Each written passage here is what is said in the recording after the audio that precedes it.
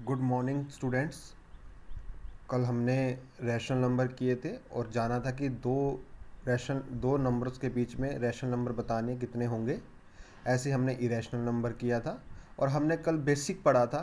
तो आज हम प्रॉब्लम्स करते हैं और वन बाय वन हम उनको रिकॉल भी करेंगे जो हमने कल डिस्कस किया था। ठीक है, तो कल हमने क्या किया था कि दो नंबरों के बीच में, जैसे कि मैं ले लेता हूँ एग्जांपल 3 और 4, इनके बीच में 5 रेशनल नंबर लिखने जो इनके बीच में लाई करें। तो हमने निकालने का तरीका सीखा था, कई तरीके सीखे थे, लेकिन इसमें बेस्ट तरीका यही है कि नीचे डिनोमिनेटर में 5 बना लो। ये 5 रेशनल नंबर है तो 5 + 1 क्या होता है, 6 होता है। 1 ऐड करके बनाना है 6। तो अब क्या करो, डिनोमिनेटर में 6 बना लो। ठीक है, अब 6 कैसे बनाओगे, 3/6 से मल्टीप्लाई, यहाँ पे 6 से मल्टीप्लाई, ऐसे 4 था, 6 से मल्टीप्लाई, 6 से डिवाइड। अब डिनोमिनेटर में 6 बन गया, 6 3 = 18, 18/6, और यहाँ पे 6 4 = 24, 24/6।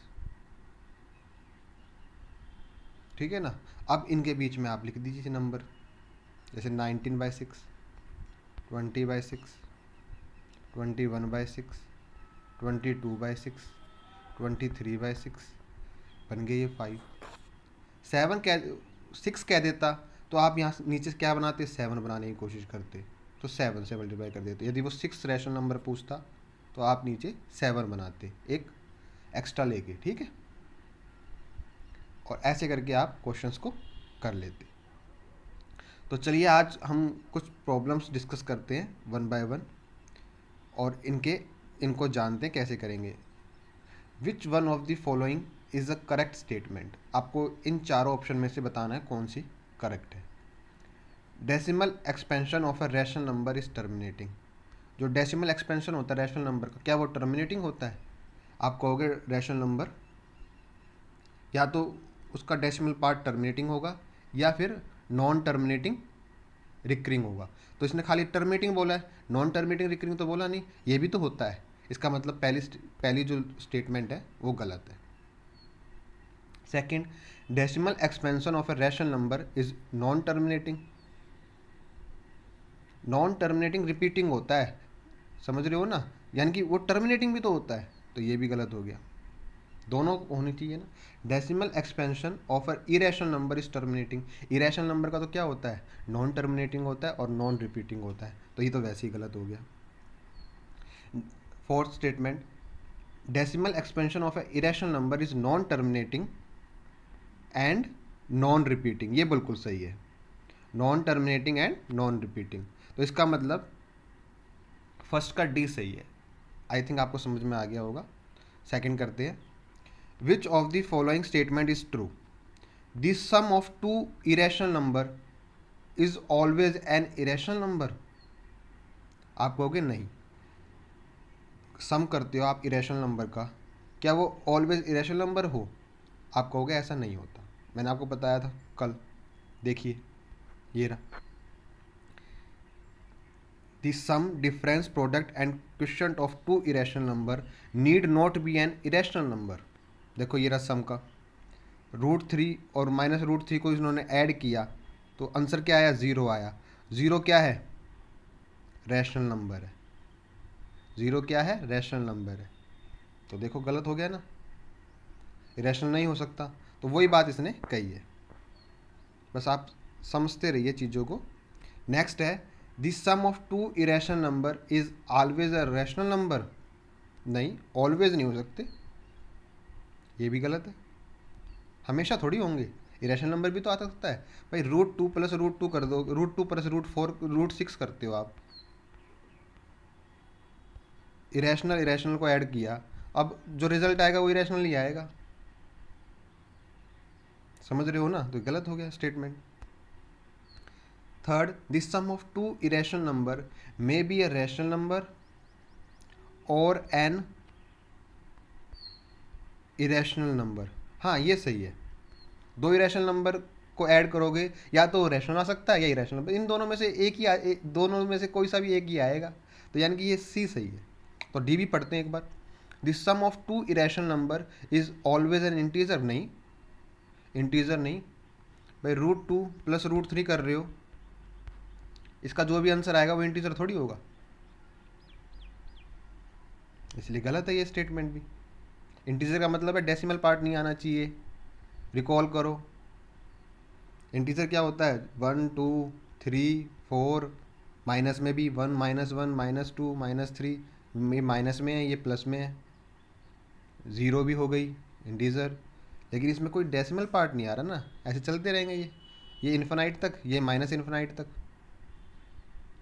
समझ रहे हो ना मेरी बात को? ठीक, नेक्स्ट देखते हैं, यानी कि इसका सी आंसर ठीक था। Which of the following is correct statement? Sum of two irrational number is always irrational, गलत है, रैशनल भी तो आ सकता है, अभी पढ़ा है हमने। Sum of rational and irrational number is always an irrational number, ये बिल्कुल ये सही है, लेकिन आगे भी पढ़ते हैं, बी सही है अभी फिलहाल। ठीक है, आप रैशनल नंबर और इरेशनल नंबर समझना। इरेशनल नंबर आप चाहे इसकी मल्टीप्लिकेशन कर लो, रैशनल नंबर को हमेशा स्मॉल आर से डिनोट करते हैं और रियल नंबर को कैपिटल आर से, ये याद रखना।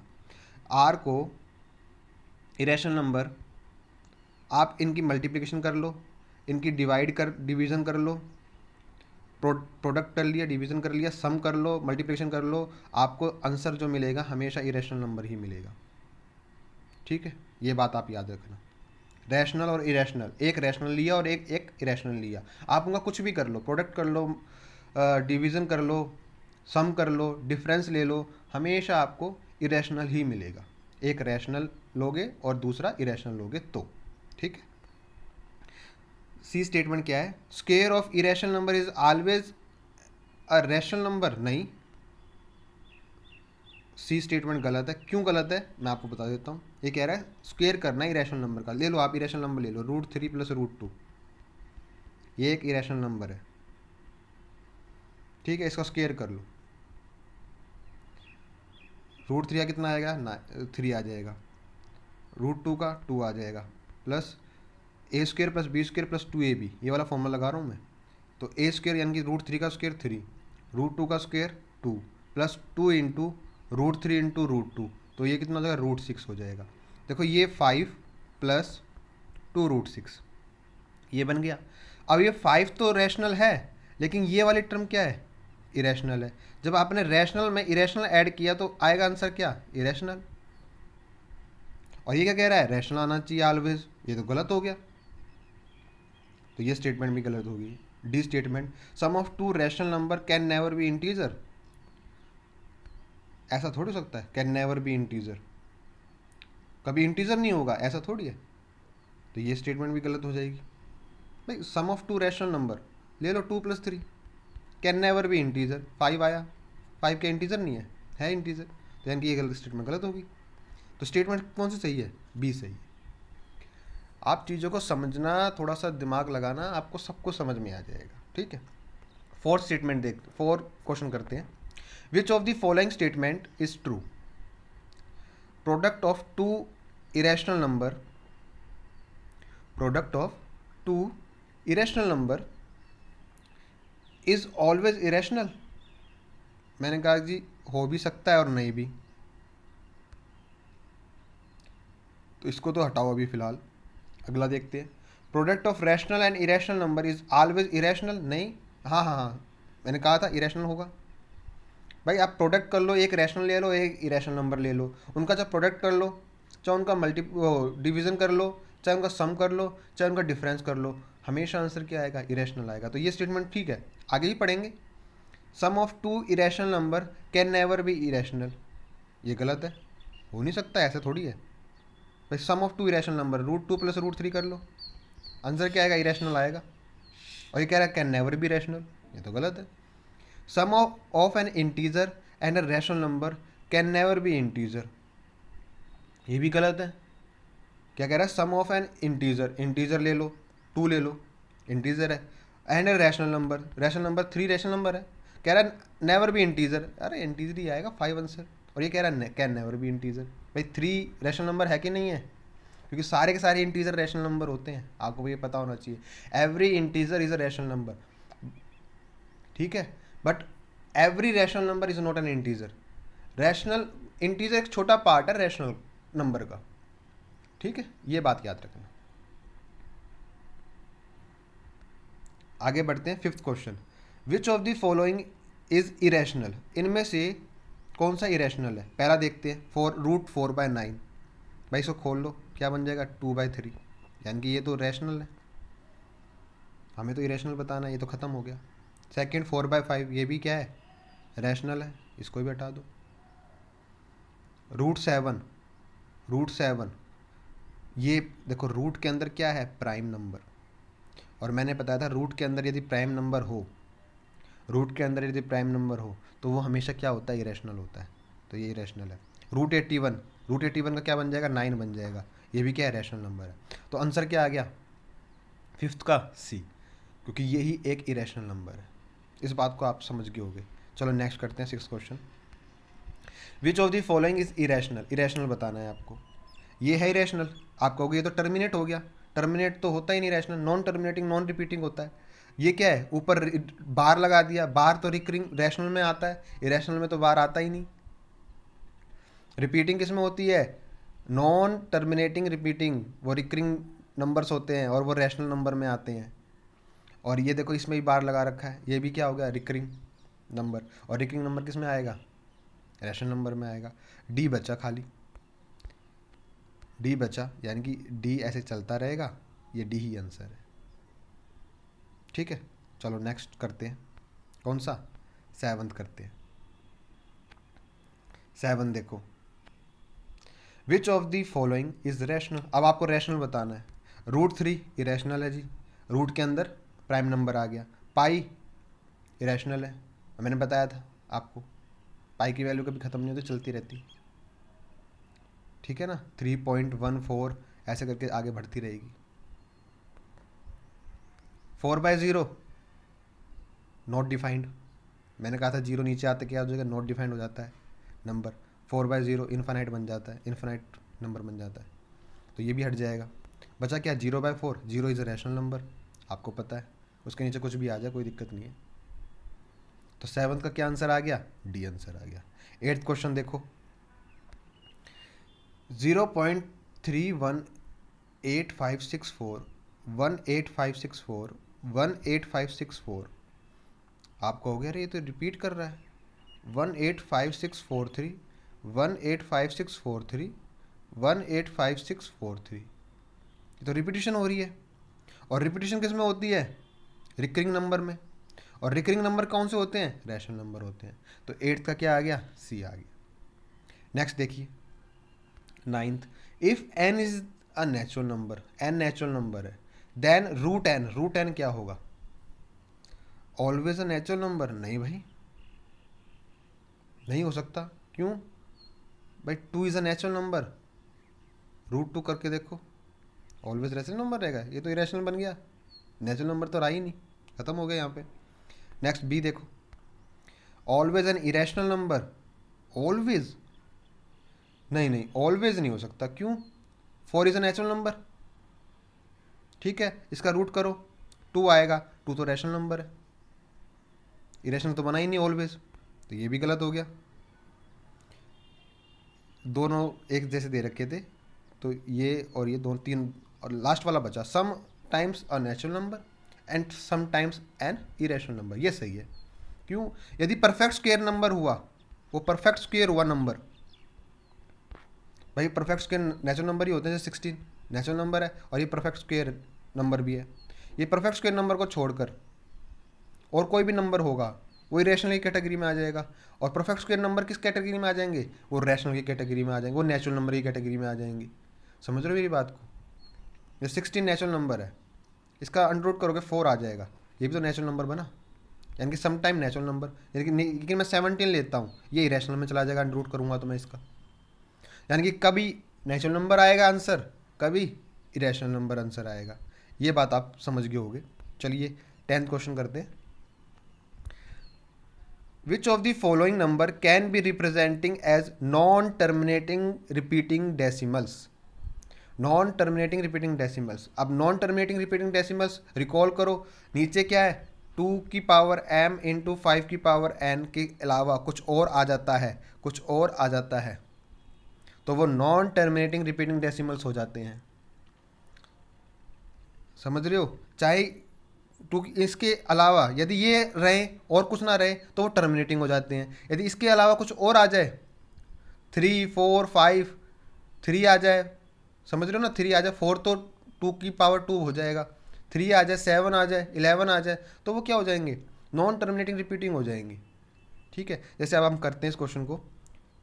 पहला देखिए 39/24। अब क्या है, इसको खोलो, फैक्टर बनाओ इसके, 8 3 है 24, तो 39/2 की पावर 3, 8 हो जाएगा, 2 की पावर 3 8 और इंटू 3। ठीक है, अब आप इस 3 को एलिमिनेट कर सकते हो कि नहीं कर सकते, पहले तो ये देखो। हाँ, आप कहोगे कर सकते हैं, आप कहोगे 3 1 जा 3 3 3 जा 9, तो ये क्या बन गया 13/2 की पावर 3। आप यानी कि 5 ला सकते हो नीचे, कितने 5 चाहिए, 3 5 चाहिए, तो 5 की 3 से मल्टीप्लाई, 5 की पावर 3 से मल्टीप्लाई, 5 की पावर 3 से डिवाइड, तो भाई 5 की पावर 3 और 2 की पावर 3 मतलब 5 और 2 में ही है, 3 तो हट गया, इसका मतलब ये क्या है, टर्मिनेटिंग है। तो हमें तो नॉन टर्मिनेटिंग निकालना था, रिपीटिंग निकालना था, तो ये हट गया। आप समझ जाओगे, आप इसको देख लेना दोबारा से। अब ये 3/16 है, 2 की पावर 4, अब ये खाली 2 2 में है, 5 तो आप ला सकते हो 5 की पावर 4 से मल्टीप्लाई डिवाइड करके, तो वो तो कोई दिक्कत नहीं है, और 2 और 5 में ही है, यानी कि ये भी नहीं हो सकता, ये भी टर्मिनेटिंग है। अब नेक्स्ट देखो 3/11, 3/11, इस 11 को आप एलिमिनेट कर सकते हो, नहीं कर सकते, तो ये है। अगला देख लेते हैं 137/25, 25 की जगह 5 की पावर 2, अब आप 2 की पावर 2 ला सकते हो ना, क्या हो गया, हाँ जी इजीली ला सकते हैं, यानी कि ये भी नहीं, ये भी टर्मिनेटिंग है। तो बचा क्या, सी बचा 3 की पावर 11, क्योंकि आप इस 11 को नहीं हटा सकते, यदि हटाते तो आप 5 और 2 दोनों ला सकते थे, यदि ये 11 हटता, पर आप नहीं हटा सकते, तो ख़त्म बात, यानी कि यही है आपका non terminating repeating decimal expansion. ठीक, नेक्स्ट क्वेश्चन देखिए 11th, every point on A number line represent, number line पे रिप्रेजेंट करता a unique real number A. ठीक है, आप हमेशा याद रखना, रियल नंबर में ही रैशनल नंबर आते हैं और इरेशनल नंबर आते हैं, नेचुरल नंबर रैशनल नंबर का पार्ट है, पता है ना आपको, बस यही आपको याद रखना है चीज़ों को। 12th क्वेश्चन देखिए, N irrational number between 2 and 2.5। अब आपको मैंने इरेशनल नंबर निकालना सिखाया था, अंडर रूट ले लेते हैं, 2 इंटू 2.5, ये आपको एक इरेशनल नंबर दे देगा। अब 25 2 जा 50, तो √5 आ गया आपका आंसर। 2.5 इंटू 2 करोगे तो 5 आएगा ना, तो ये √5 आपका आंसर आ गया, तो ये 12 का बी आपका क्या हो गया, आंसर हो गया। 13 देखते हैं, which of the following is irrational number, irrational number बताना है। अब आपको पता ही होगा इरेशनल नंबर, भाई टर्मिनेट हो जाएगा तो वो इरेशनल नंबर तो होगा ही नहीं, रिकरिंग होगा तो वो इरेशनल नंबर होगा नहीं, बचा क्या डी, ये आगे भी बढ़ेगा। ठीक है, नेक्स्ट देखिए question number 14, the number of consecutive zeros इन 2 की पावर 3 इंटू 3 की पावर 4 इंटू 5 की पावर 4 इंटू 7। अब कंसेक्यूटिव जीरोज का मतलब है कि 2 और 5 के कितने पेयर बन सकते हैं, क्योंकि यही 10 देगा आपको, 5 2 जा 10, यही मल्टीप्लाई करके। अब आप देखो 2 और 5 में पावर किसकी कम है, आप कहोगे 2 की पावर कम है, आप 2 के साथ 5 की पावर 3 लिख सकते हो, और इसको आप कैसे लिख सकते हो, 10 की पावर 3, यानी कि 10 कितने आ सकते हैं, सिर्फ 3 आ सकते हैं। इस बात को आप समझो, एक 5 2 के साथ पेयर नहीं बना सकता, क्योंकि 2 कितने हैं आपके पास, लिमिटेड 3 हैं, 3 से ज़्यादा नहीं है, 5 4 है, तो एक बच जाएगा, वो दूसरी जगह मल्टीप्लिकेशन हो जाएगा, जैसे 7 इंटू 3 की पावर 4 इंटू एक 5 इंटू 10 की पावर 3। अब ये 10 की पावर 3 रहेगा ही रहेगा, इनकी मल्टीप्लिकेशन कर लो, मतलब कितनी जीरो रहेंगी, 3 जीरो रहेंगी। भाई आप 1000 को 2 से मल्टीप्लाई करते हो तो क्या बन जाता है, 2000 बन जाता है, पीछे 3 जीरो तो रहेंगी ही रहेंगी। वही इसने ये क्वेश्चन पूछा था कि कंसेक्यूटिव जीरोस कितनी आएंगी। ठीक है, आई थिंक आपको समझ में आ गया होगा। नेक्स्ट क्वेश्चन देखिए, question number 15। Question number 15, the number 1.2727 में बार लगा हुआ है in the form of P by Q. अब इसको पी बाई क्यू की फॉर्म में आपको बताना है क्या बनेगा इन चारों में से। अब आप समझिए कैसे बनाते हैं नंबर, मैं आपको ये समझाता हूँ। जैसे कि मैं एक एग्जांपल लेके पहले आपको वो समझाता हूँ। जैसे मैंने कहा 0.3 को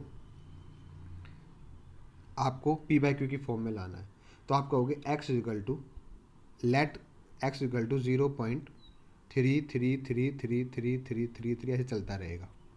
ठीक है, अब कितना रिपीटिंग ब्लॉक था, कितनी डिजिट रिपीट करी थी डेसिमल के बाद, आप कहोगे 1, तो आपको क्या करना है 10 से मल्टीप्लाई करना है। यदि 2 डिजिट रिपीट कर रही है तो आप 100 से मल्टीप्लाई करोगे। यदि 3 डिजिट रिपीट कर रही है तो आप 1000 से मल्टीप्लाई करोगे। इसमें किससे मल्टीप्लाई करना होगा, 10 से। तो 10x इज इक्वल टू, जब आप 10 से दोनों तरफ मल्टीप्लाई करोगे तो 3.33333 एंड सो ऑन ऐसे बन जाएगा। समझ रहे हो मेरी बात को। अब क्या करना है, इस इक्वेशन को, 2 इक्वेशन बन गई आपके पास, सेकेंड इक्वेशन में से फर्स्ट इक्वेशन को माइनस कर देना। ये आपको हर एक में करना है ऐसा। यदि 2 बन रही हैं तो 100 से मल्टीप्लाई हो जाएगा, 2 डिजिट रिपीट कर रही हैं तो, और सेकेंड में से फर्स्ट को माइनस कर दो तो यहाँ बन जाएगा 9x और यहाँ बच जाएगा 3, क्योंकि ये 0.3 और ये माइनस होके हट जाएगा। तो x कितना आ जाएगा 3/9, और 3/9 का मतलब 1/3, तो x की वैल्यू 1/3 आ गई। इसका मैं शॉर्टकट तरीका समझा देता हूँ। जैसे 3/9 आया था ना, याद रखना। आप इसका शॉर्टकट तरीका समझ लीजिए। 0.3 है इसका शॉर्टकट तरीका, जितने पे बार लगा हुआ है 3 को लिख दो ऐसे के ऐसे।